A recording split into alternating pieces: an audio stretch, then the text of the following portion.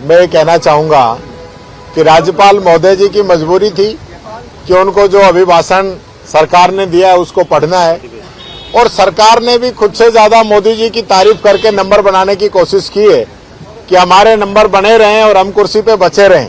यही इस अभिभाषण के अंदर रहा।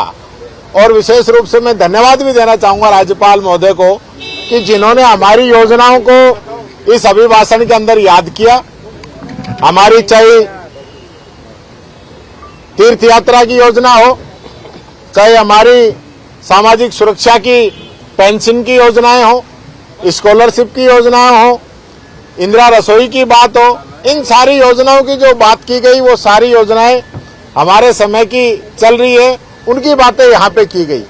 यहाँ पे विशेष रूप से मैं कहना चाहूँगा एग्रीकल्चर को लेके कोई बात इसमें अलग से नहीं कही गई, और ये आप समझ सकते हैं कि ये सरकार ने किसानों के लिए क्या काम किया है।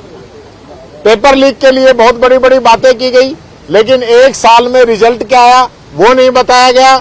और विशेष रूप से पेपर लीक की बहुत बड़ी बड़ी बातें कर रही थी सरकार। अभी 4 दिन पहले RUHS के अंदर पेपर लीक हुआ, उसको भी 4 दिन तक दबा के रखा कि कहीं जनता को पता नहीं चले। इससे पहले भी बीज निगम के अंदर पेपर लीक इस सरकार के अंदर हुआ, और सिर्फ बड़ी बड़ी बातें ये लोग कर रहे हैं।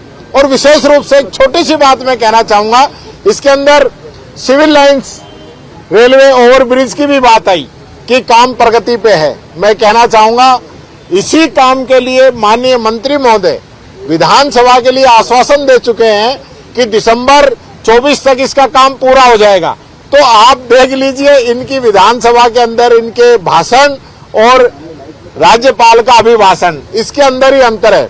बच्चियां जो स्कूलों के अंदर जाती थी, चाहे वो 5वीं तक हो चाहे 8वीं तक हो, उनकी संख्या घटी है। लगातार स्कूलों का बंद करने का काम इन लोगों ने किया है। वो सारे आंकड़े छुपाने का काम किया गया है, और सिर्फ सरकार की वाहवाही हो, इनके अलावा कोई नई बात इस अभिभाषण के अंदर नहीं है। और अभिभाषण जो 1.5 घंटे राज्यपाल महोदय ने पढ़ा, आप सब लोग भी समझ गए होंगे कि इसके अंदर कोई विकास का कोई मापदंड, कोई माध्यम, कोई विजन इस सरकार का पूरे 1 वर्ष में नहीं रहा। सिर्फ आंकड़े और बातें बताकर अभिभाषण कराकर अपनी इतिश्री इन लोगों ने कर ली। किरोड़ी लाल मीणा जी का एक बयान आया है, वो कह रहे हैं कि पहले तो ये था कि वो विधानसभा में शामिल नहीं होंगे, लेकिन अब शामिल हुए और कहा कि जो मुद्दे उठाए थे उस पर कोई काम नहीं हुआ, और हर रोज 7 करोड़ की बजरी जो है वो निकल रही है किशनपुर से। देखिए, मैं धन्यवाद देता हूं किरोड़ी मीणा जी को कि जो जनता की आवाज को बखूबी से उठा रहे हैं। अभी राज्यपाल महोदय से अभिभाषण के अंदर पेपर लीक के बारे में बड़ी बड़ी बातें कहलवाई गई, और वहीं पे किरोड़ी जी जो लगातार ऐसा ही भर्ती परीक्षा को रद्द करने की बात कर रहे हैं, उस पर कोई बात नहीं की गई। और अब किरोड़ी जी ने आज के लिए छुट्टी नहीं मांगी है, उन्होंने 3 तारीख से छुट्टी मांगी है। आज तो उनको पता था कि आज सिर्फ अभिभाषण है, ज्यादा आज का बिजनेस नहीं है सदन के अंदर, इसलिए उन्होंने आज से छुट्टी नहीं मांगी, वो आगे।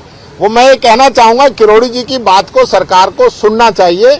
इतने सीनियर मंत्री हैं, पुराने भारतीय जनता पार्टी के सदस्य हैं, और लगातार वो जो बातें बता रहे हैं। आज अवैध खनन की जो बात हो रही है, वही अवैध खनन ने एक पुलिस कांस्टेबल की जान ले ली थी टोंक के अंदर, उसको कुचल के मार दिया गया था, और सरकार ने अभियान चलाया था अवैध खनन रोकने का। आज इनके मंत्री कह रहे हैं, तो इसका मतलब हकीकत क्या है?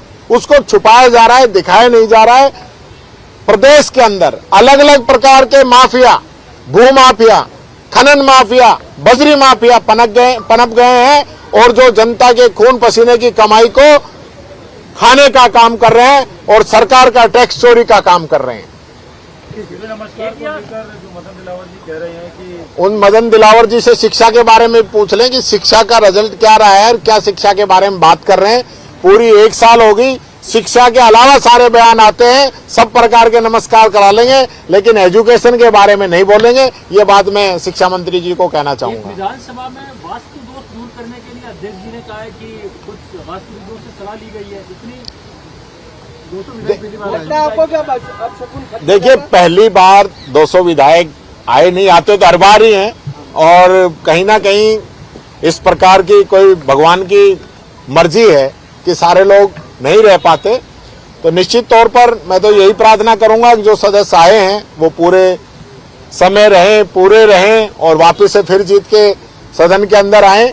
ये जो एक आप इसको धारणा भी कह सकते हैं, लेकिन समय तो देखो सबका निश्चित है, ये कोई तय नहीं है कि यहाँ गया वो जाएगा ही नहीं। जो धरती पाए उसको जाना है, तो विधानसभा में आ गया चला जाएगा तो कोई बड़ी बात नहीं है। नहीं, कुछ बाबाओं की राय ली गई है कोई वास्तु अब ये तो देखिए, ये तो बाबाओं का ही मामला है सारा।